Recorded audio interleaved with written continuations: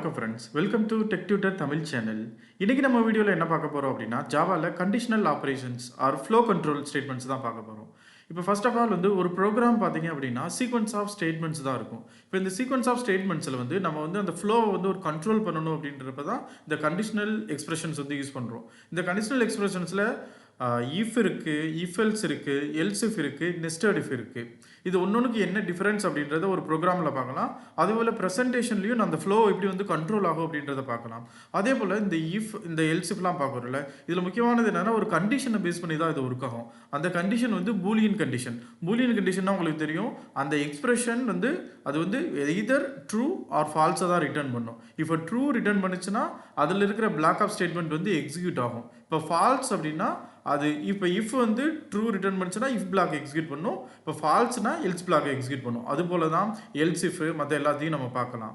அதேபோல் பூலியன் கண்டிஷனுக்கு ஒரு எக்ஸாம்பிள் பார்த்தீங்க அப்படின்னா, ஒரு எலெக்ஷன் சிஸ்டம் அந்த மாதிரி நம்ம பில்ட் பண்ணுறோம்னா, இப்போ அந்த ஓட்டரோட age greater than equal to 18 அப்படின்றது ஒரு கண்டிஷன். இப்போ ஸ்டூடெண்ட் சிஸ்டம் எடுத்துக்கிட்டோம் அப்படின்னா, அவங்களோட mark greater than equal to 50னா அவங்க பாஸ். இதெல்லாம் தான் ஒரு example for the Boolean condition. Okay friends, இப்போ இந்த வீடியோ நம்ம ஒரு ப்ரெசன்டேஷன் அதுக்கப்புறமா ஒரு எக்ஸாம்பிளோட கண்டினியூ பண்ணலாம். ஓகே ஃப்ரெண்ட்ஸ், இந்த ஸ்லைட்ஸில் என்ன பார்க்கலாம் அப்படின்னா, கண்டிஷனல் ஸ்டேட்மெண்ட்ஸ்னால் என்னென்னு பார்க்கலாம்.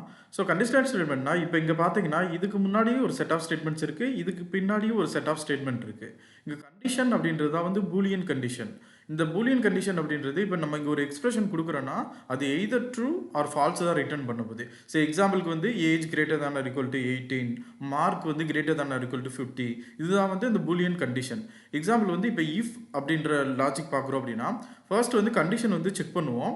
அது ட்ரூவாக இருந்துச்சுன்னா அந்த இஃப் பிளாக் எக்ஸிக்யூட் ஆகும், ஃபால்ஸாக இருந்துச்சுன்னா அந்த பிளாக் எக்ஸிக்யூட் ஆகாது.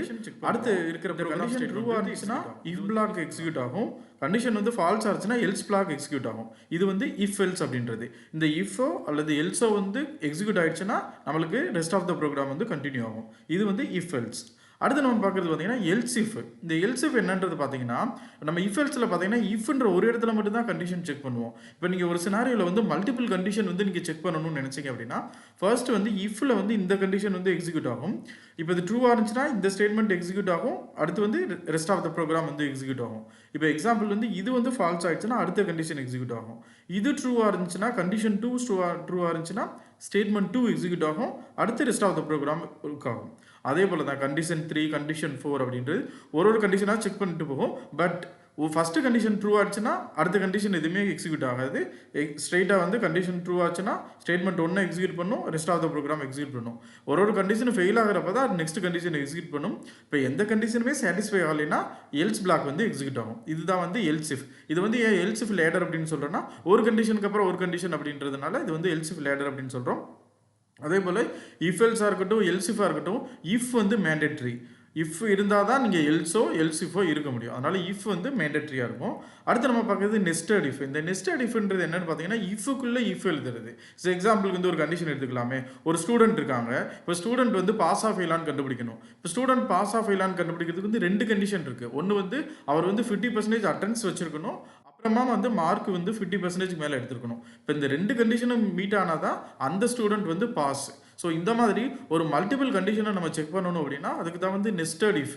இந்த நெஸ்டட் இஃப் எப்படி இருக்காங்கன்னா, ஃபர்ஸ்ட் ஒரு இஃப் கண்டிஷனை செக் பண்ணும், அது ட்ரூவாக இருந்தால் அடுத்த இஃப் கண்டிஷன், அதுவும் ட்ரூவாக இருந்தால் அந்த இன்சைட் இருக்கிற அந்த லூப் எக்ஸிக்யூட் ஆகும். இப்போ செகண்ட் இஃப் ஃபால்ஸ் ஆச்சுன்னா அந்த எல்ஸ் எக்ஸிக்யூட் ஆகும். ஃபர்ஸ்ட் இஃபே ஃபால்ஸ் ஆயிடுச்சுன்னா வெரி லாஸ்ட் எல்ஸ் எக்ஸிக்யூட் ஆகும். செகண்ட் கண்டிஷனே எக்ஸிக்யூட் பண்ணாது. இதுதான் நெஸ்டட் இஃப் அப்படின்வோம். ஓகே ஃப்ரெண்ட்ஸ், இப்போ ப்ரெசன்டேஷன் வழியாக உங்களுக்கு ஒரு கான்செப்ட் புரிஞ்சிருக்கும்னு நினைக்கிறேன். அதே போல் இப்போ தான் வெரி ஃபர்ஸ்ட் டைம் நம்ம சேனலை பார்க்குறீங்க அப்படின்னா, இந்த சேனல் மூலமாக ப்ரோக்ராமிங் தமிழில் சொல்லி கொடுத்துட்ருக்கோம். அதேபோல் எனக்கு 13 இயர்ஸ் ஆஃப் ஐடி எக்ஸ்பீரியன்ஸ் இருக்கனால எங்கெங்கெல்லாம் தேவைப்படுது அங்கே என்னோட எக்ஸ்பீரியன்ஸையும் நான் ஷேர் பண்ணுறேன். ஸோ அதனால் தமிழில் ப்ரோக்ராமிங் கற்றுக்கணும், தமிழ் வழியாக ப்ரோக்ராம் கற்றுக்கிட்டு நீங்கள் ஐடி கெரியருக்குள்ளே வரணும், ஸ்ட்ரென்தன் பண்ணணும் அப்படின்னு நினச்சிங்கன்னா இந்த சேனலில் இருக்கிற கண்டென்ட் உங்களுக்கு யூஸ்ஃபுல்லாக இருக்கும்னு நினைக்கிறேன். பட் நீங்கள் நினைச்சீங்க அப்படின்னா இந்த சேனலை சப்ஸ்கிரைப் பண்ணுங்கள், லைக் பண்ணுங்கள், கமெண்ட் பண்ணுங்கள். அதே போல் உங்கள் ஃப்ரெண்ட்ஸ் சர்க்கிளுக்கு ஷேர் பண்ணுங்கள். அடுத்து நம்ம சப்சிக்வெண்ட்டாக ஒரு ப்ரோக்ராம் பார்க்க போகிறோம். அந்த ப்ரோக்ராமையும் என்னோட GitHub ரெபாசிட்டரியில் நான் அப்லோட் பண்ணுவேன். அதே போல் ஒரு சாம்பிள் ப்ரோக்ராம் ஒரு ஒரு ப்ரோக்ராம் வந்து சால்வ் பண்ணுற மாதிரி உங்களுக்கு கொடுப்பேன். அதையும் நீங்கள் சால்வ் பண்ணுங்கள். ப்ரோக்ராம் எக்ஸிக்யூட் பண்ணிவிட்டு உங்களுக்கு ஏதாவது ப்ராப்ளம் வருது, எரர் இருந்துச்சுன்னா கமெண்ட்டில் ஷேர் பண்ணுங்கள். ஓகே ஃப்ரெண்ட்ஸ், ஒரு எக்ஸாம்பிளோட வந்து நம்ம வீடியோ கண்டினியூ பண்ணலாம். ஓகே ஃப்ரெண்ட்ஸ், இந்த வீடியோவில் வந்து நம்ம ஒரு ப்ரோக்ராம் வந்து எப்படி எக்ஸிக்யூட் பண்ணி பார்க்கலாம். இங்கே வந்து கண்டிஷனல் ஸ்டேட்மெண்ட்ஸ் அப்படின்ற ஒரு பேக்கேஜ் இருக்குது. இந்த பேக்கேஜில் வந்து ஒரு கிளாஸ் வந்து கிரியேட் பண்ணுறேன். இந்த கிளாஸ் பார்த்தீங்க அப்படின்னா student.java அப்படின்ற கிளாஸ் வந்து கிரியேட் பண்ணுறேன். இப்போ கிளாஸ் கிரியேட் பண்ணியாச்சு. இதில் வந்து ஒரு மெயின் மெத்தட் வந்து எழுதிக்கிறேன். மெயின் மெத்தட் தான் வந்து JVM வந்து எக்ஸிக்யூட் பண்ணுற ஃபர்ஸ்ட் மெத்தடு. இப்போ இதில் வந்து என்ன பண்ணுறேன் அப்படின்னா, ஃபர்ஸ்ட் வந்து ஒரு சிஸ்அவுட் போட்டுக்கிறேன். இந்த சிஸ்அவுட்டில் என்ன போடுறேன்னா ப்ரோக்ராம் பிகின்ஸ் அப்படின்னு போட்டுக்கிறேன். அடுத்த இந்த சிஸ்அவுட்டில் வந்து ப்ரோக்ராம் எண்ட்ஸ்ன்னு போட்டுக்கிறேன். இது வந்து எதுக்காகனா நம்ம இஃபுக்கும் எல்ஸுக்கும் முன்னாடியும் பின்னாடி வந்து செட் ஆஃப் ஸ்டேட்மெண்ட்ஸ் இருக்குது அப்படின்றத இது பண்ணுறதுக்காக தான். இப்போ வந்து ஃபர்ஸ்ட் ஸ்டேட்மெண்ட்டில் ப்ரோக்ராம் பிகின்ஸ்னு போட்டாச்சு, அடுத்து ப்ரோக்ராம் எண்ட்ஸ்னு போட்டாச்சு. இதுக்கப்புறம் தான் வந்து நம்ம கண்டிஷன் ஸ்டேட்மெண்ட் வந்து எப்படி ஒர்க் பண்ணுறது பார்க்க போகிறோம். ஸோ எக்ஸாம்பிள் வந்து இப்போ நம்ம ஓட்டிங் சிஸ்டம் இது பண்ணுறோம் அப்படின்னு வச்சுங்களேன். இங்கே வந்து இன்டீஜர் ஏஜ் ஈக்குவல் டு நான் ஒரு 18 அப்படின்னு போட்டுக்கிறேன். இப்போ தான் வந்து நம்ம கண்டிஷன் வந்து எழுத போகிறோம். இஃப் ஏஜ் வந்து பார்த்தீங்க அப்படின்னா ஏஜ் கிரேட்டர் தென் 18 இருந்துச்சுன்னா நம்ம என்ன பிரிண்ட் பண்ண போகிறோம் அப்படின்னா you are eligible to vote அப்படின்றத பிரிண்ட் பண்ண போகிறோம். இங்கே இஃப் அப்படின்றது பார்த்தீங்கன்னா கீவேர்டு, இது வந்து ரிசர்வ்ட் வேர்டு அப்படின்றது சொல்லுவாங்க. அடுத்து இந்த ப்ராக்கெட்டுக்குள்ள இருக்கிறது தான் கண்டிஷன். இந்த கண்டிஷன் தான் வந்து பூலியன் கண்டிஷன். இப்போ இங்கே பார்த்தீங்க அப்படின்னா age greater than equal to 18 அப்படின்னு பார்த்தீங்கன்னா இது வந்து எய்தர் ட்ரூ ஆர் ஃபால்ஸ் தான் வந்து ரிட்டர்ன் ஆகும். அதுதான் வந்து பூலியன் கண்டிஷன் அப்படின்றது. இப்போ வந்து ஏஜ் வந்து ஒரு சாம்பிளுக்கு வந்து நான் 20 அப்படின்னு போட்டுக்கிறேன். இப்போ பார்த்தீங்கன்னா ஏஜ் வந்து 20 அப்படின்னா age greater than equal to 18. இப்போ 20 கிரேட்டர் தான் 18னால இது வந்து ட்ரூ ரிட்டர்ன் ஆகும். இப்போ ட்ரூ ரிட்டர்ன் ஆச்சுன்னா இந்த ஸ்டேட்மெண்ட் வந்து எக்ஸிக்யூட் ஆகும். இங்கே வந்து டெமோ பர்பஸ்க்காக நான் வெறும் சிஸ்அவுட் தான் போட்டிருக்கேன். இப்போ இது ட்ரூ ரிட்டர்ன் ஆச்சுன்னா நீங்கள் வந்து செட் ஆஃப் ஸ்டேட்மெண்ட் வந்து எக்ஸிக்யூட் பண்ணிக்கலாம். ஓகே, இப்போ வந்து நம்ம ரன் பண்ணி பார்த்துடலாம்.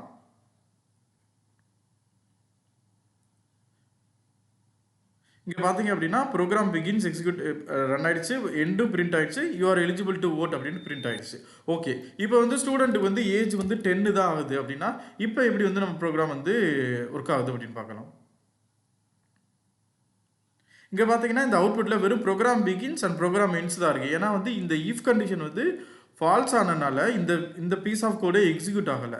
ஸோ இந்த சினாரியோவில் என்ன பண்ணலான்னா இப்போ வந்து இவ வந்து எலிஜிபிளா இல்லையானே தெரியலன்றதுனால நம்ம எல்ஸ் அப்படின்ற ஒரு பிளாக் வந்து நம்ம இனிஷியலைஸ் பண்ணிக்கிறோம். இங்கே பார்த்தீங்கன்னா இப்போ எல்ஸில் வந்து என்ன போட்டிருக்கோம் அப்படின்னா இப்போ இந்த கண்டிஷன் ட்ரூ ஆச்சுன்னா இஃப் பிளாக் வந்து எக்ஸிக்யூட் ஆகும், ஃபால்ஸ்னா எல்ஸ் பிளாக் வந்து எக்ஸிக்யூட் ஆகும். இப்போ இந்த சினாரியோவில் ஏஜ் வந்து கிரேட்டர் தான் ஈக்குவல் டு 18 வந்து ஃபால்ஸ் அப்படின்றதுனால எல்ஸ் பிளாக் தான் வந்து நம்மளுக்கு எக்ஸிக்யூட் ஆகும். ஓகே, ரன் பண்ணி பார்த்துடலாம். இப்போ பார்த்தீங்கன்னா ஏஜ் வந்து லெஸ் தென் 18 அப்படின்றதுனால அவங்க வந்து you are not eligible to vote அப்படின்னு வந்துருச்சு. ஸோ இந்த சினாரியோவில் தான் நம்ம இஃப் எல்ஸ் வந்து பார்த்துட்டோம். ஓகே, இப்போ இஃப் எல்ஸ் பார்த்துட்டோமா, அடுத்து வந்து நம்ம எல்ஸ் இஃப் பார்க்கலாம். எல்ஸ் இஃப் பார்க்குறதுக்கு நான் வந்து எந்த சினாரியோ எடுத்துக்க போகிறேன்னா இப்போ வந்து ஒரு ஸ்டூடெண்ட்டுக்கு வந்து அவங்களுக்கு வந்து மார்க்ஸ் அப்படின்னு வந்து இருக்குது. ஸோ எக்ஸாம்பிள் வந்து மார்க்ஸ் 18 வந்துருக்கு. இப்போ இந்த மார்க்கை வந்து நான் கிரேட் வந்து கண்டுபிடிக்கணும். ஸோ எக்ஸாம்பிள் வந்து 90க்கு மேலே இருந்தாங்கன்னா ஏ கிரேடு, அவங்க வந்து 70 to 80னா அவங்க பி கிரேட், அந்த மாதிரி இந்த மார்க்ஸை வச்சு நான் கிரேட் பண்ண போகிறேன். அதுதான் வந்து இந்த இதில் பண்ண போகிறோம்.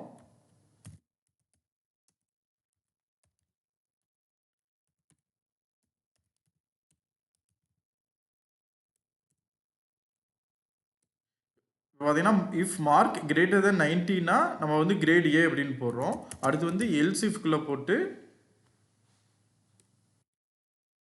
இந்த கண்டிஷனில் என்ன பண்ண போகிறோம் அப்படின்னா மார்க்ஸ் வந்து கிரேட்டர் தென் 80 அண்ட் கண்டிஷன் போட போகிறோம். அண்ட் மார்க்ஸ் வந்து less than or equal to 90 அப்படின்னு இருந்துச்சுன்னா கிரேட் வந்து பி அப்படின்னு பண்ண போகிறோம். அடுத்து வந்து இன்னொரு எல்ஸ் இஃப் வந்து போடுறோம். இப்போ பார்த்தீங்கன்னா அவங்க வந்து மார்க் வந்து greater than 70 and less than or equal to 80னா கிரேட் சி போடுறோம். அடுத்த எல்ஸ் இஃப்ல இது போட்டுடுறோம், கிரேட் டி போட்டுடுறோம். அப்படி இல்லை அப்படின்னா நம்ம வந்து எல்ஸ் பிளாக்ல வந்து கிரேட் எஃப் அப்படின்னு போட்டுருவோம், இல்லைன்னா நம்ம ஈன்னு கூட வச்சுக்கலாம், சீக்வன்ஸாக வச்சுக்கிடுவோம். ஓகே ஃப்ரெண்ட்ஸ், இப்போ நம்ம எல்சிவ் கண்டிஷன் போட்டாச்சு. இந்த எல்சிவ் கண்டிஷன் அண்டர்ஸ்டாண்ட் பண்ணிக்கிறோம் அப்படின்னா ஃபர்ஸ்ட் வந்து மார்க்ஸ்ன்ற வேல்யூ வந்து நான் இனிஷியலைஸ் பண்ணிட்டேன். ஃபர்ஸ்ட் வந்து இஃப் கண்டிஷன் வந்து செக் பண்ணும். இப்போ இஃப் வந்து ட்ரூவான்னு பார்க்கும். இந்த கண்டிஷன் ட்ரூ ஆச்சுன்னா இந்த பிளாக் ஆஃப் கோட் வந்து எக்ஸிக்யூட் ஆகும். அப்படி இல்லை அப்படின்னா இந்த இஃப் ஃபெயில் ஆயிடுச்சுன்னா அடுத்து எல்ஸ் இஃப் வந்து செக் பண்ணும். இந்த எல்ஸ் இஃப் ட்ரூவான்னு பார்க்கும். இது ட்ரூவாக இருந்துச்சுன்னா இந்த பீஸ் ஆஃப் கோடு எக்ஸிக்யூட் ஆகும். அப்படி இல்லை அப்படின்னா அடுத்த எல்சிஃப் போகும். அப்போ பார்த்தீங்கன்னா இது வந்து ஒரு லேடர் மாதிரி. ஃபர்ஸ்ட் இஃபை செக் பண்ணும், அது ஃபால்ஸ்னா அடுத்த எல்சிஃப், அது ஃபால்ஸ்னா அடுத்த எல்சிஃப், அப்படி கண்டினியூஸாக போகும். இப்போ இந்த எந்த கண்டிஷனுமே வந்து ட்ரூ ஆகும் அப்படின்னா கடைசி எல்ஸ் பிளாக் வந்து எக்ஸிக்யூட் ஆகும். இதுதான் வந்து எல்சிஃப். அதே போல் இதில் இன்னொரு கண்டிஷன் பார்த்தீங்கன்னா இந்த பூலியன் கண்டிஷன் போகிறதுல வந்து நம்ம லாஜிக்கல் ஆப்ரேஷன் யூஸ் பண்ணிக்கலாம். ஸோ எக்ஸாம்பிள் பார்த்தீங்கன்னா இங்கே நான் அண்ட் கண்டிஷன் யூஸ் பண்ணியிருக்கேன். இதே போல் நீங்கள் ஆறு மற்றபடி யூஸ் பண்ணிக்கலாம். இப்போ இங்கே பார்த்தீங்கன்னா இப்போ மார்க் வந்து கிரேட்டர் தேன் 80 இருக்கணும் and less than or equal to 90 இருந்தால் மட்டும் அவங்கள வந்து கிரேட் பின்னு வந்து நம்ம மார்க் பண்ணுறோம். அப்போ வந்து இங்கே இந்த பூலியன் கண்டிஷனில் நீங்கள் லாஜிக்கல் ஆப்ரேஷன்ஸும் மல்டிபிள் கண்டிஷன் வந்து நீங்கள் யூஸ் பண்ணிக்கலாம். ஓகே ஃப்ரெண்ட்ஸ், இப்போ நம்ம வந்து பண்ணியாச்சு. இப்போ வந்து இந்த ரன் பண்ணலாம். இப்போ வந்து மார்க் வந்து 80 அப்படின்னா அவங்க வந்து இது வந்து less than or equal to 90 கீழே தான் வரனால கிரேட் பி தான் வந்து நம்மளுக்கு அவுட்புட் வரும். நம்ம வந்து ரன் பண்ணி பார்த்துடலாம். இங்கே வந்து கிரேட் சி வந்திருக்கு. ஸோ மார்க்ஸ் வந்து ஓகே. இங்கே வந்து ஈக்குவல் டு 80 அப்படின்றதுனால அவங்க வந்து சி கிரேட் தான் வந்திருக்கு. ஸோ எக்ஸாம்பிள் வந்து இப்போ வந்து நான் ஒரு 85 அப்படின்னு போடுறேன். இப்போ 85 போனால் அவங்க வந்து கிரேட்டர் தென் 80 இருப்பாங்க, less than or equal to 90 இருப்பாங்க. இந்த கேஸில் வந்து கிரேட் பி வரணும். இப்போ பார்த்தீங்கன்னா கிரேட் பி வந்துருச்சு. சப்போஸ் அவங்க வந்து லெஸ் தென் ஜஸ்ட் பாஸ் தான் ஆயிருக்காங்க.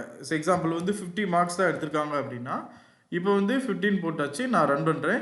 இந்த கேஸில் என்ன ஆகும்னா எந்த கண்டிஷனுமே ட்ரூ ஆகாது. அதனால் டிஃபால்ட் எல்ஸ் பிளாக் தான் வந்து எக்ஸிக்யூட் ஆகும், லாஸ்ட் எல்ஸ் பிளாக் தான் எக்ஸிக்யூட் ஆகும். நம்ம அது என்னன்னு பார்த்துடலாம்.